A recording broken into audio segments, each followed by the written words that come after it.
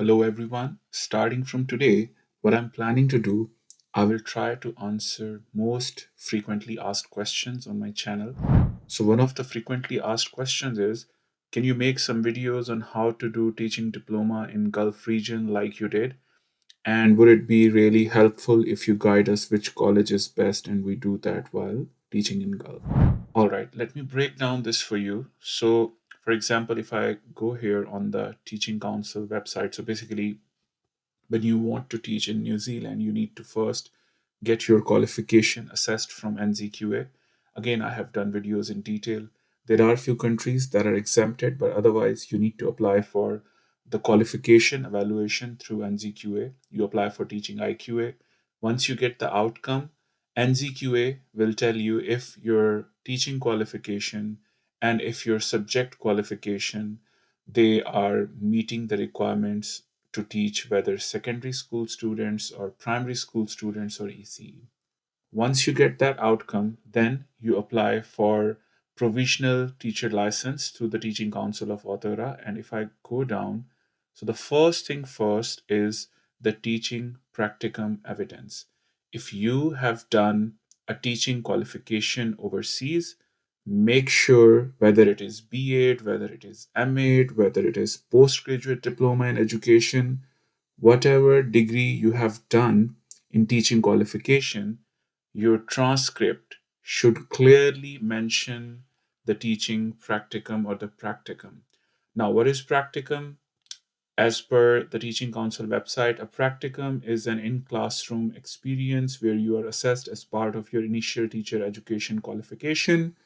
This may also known as internship, school placement, practical teaching, or school-based training. So these are the other synonyms for practicum.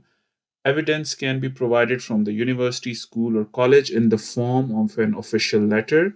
It should contain the following details: practicum length, age of learners, type of institution practicum was completed at. So, for example, whether it was a secondary school or it was a primary school or ECE, etc. And it is good if you can mention the curriculum as well.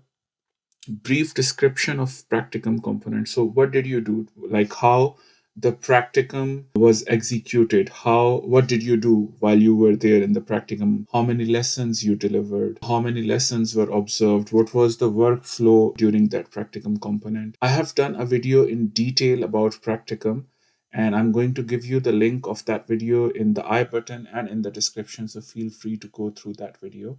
So this is the first thing, because I have seen people are posting on social media or on different forums, and they are saying that we have done, for example, B.Ed or M.Ed, mostly from South Asian countries, and when they apply for NZQA evaluation, although their evaluation outcome is level 7, however, NZQA may say that this qualification is not meeting the core requirements to teach, for example, secondary school students or primary school students or ECE.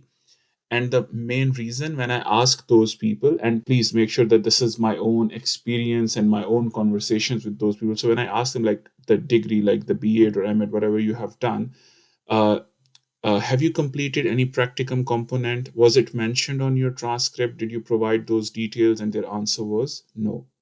However, still some of those will apply for discretionary pathway. And again, there are requirements for that. And teaching council will decide on the basis of the documentation that you provide whether you should be given a provisional teacher license or not, depending upon the documentation that you will provide them.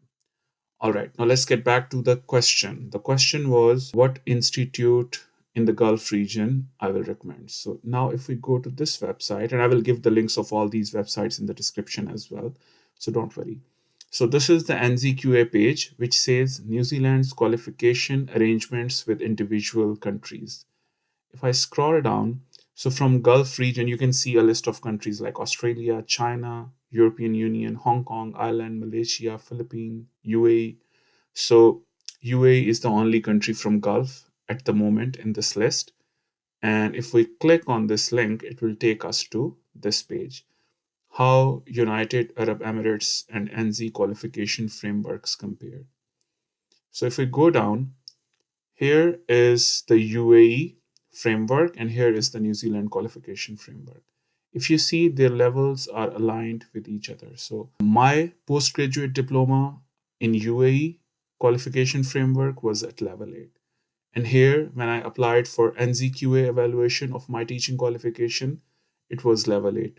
So this is the main thing. So if you are planning to do a postgraduate diploma from UAE, you need to make sure, you need to ask the university that what is the UAE qualification framework level of this diploma, just to make sure that it is at least level 7 or more than level 7.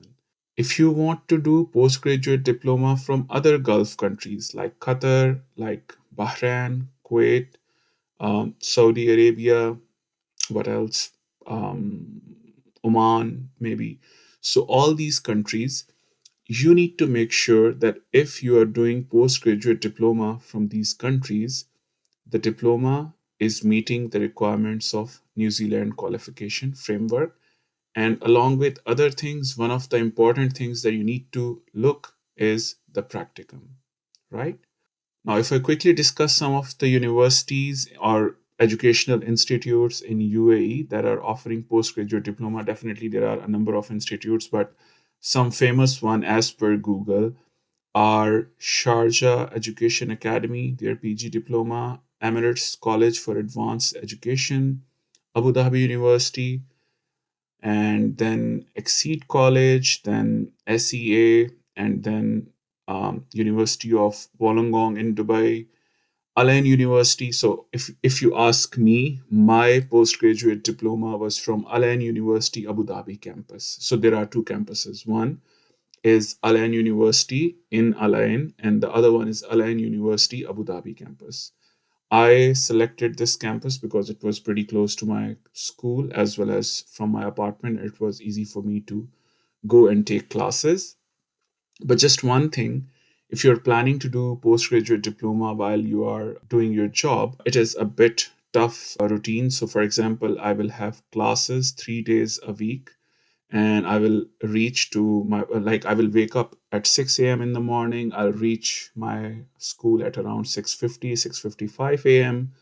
I'll get free from there at around 3:30 or 4 p.m.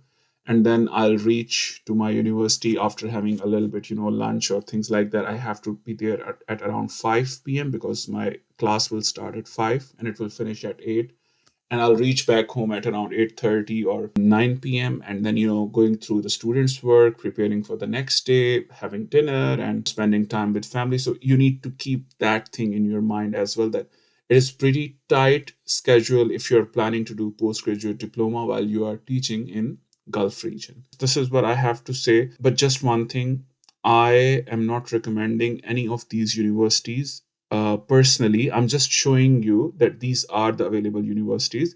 You need to choose your university after doing your own research. So what you need to ask the university, if it is the UAE based university or institute, that what is the UAE qualification framework level of this postgraduate diploma, right?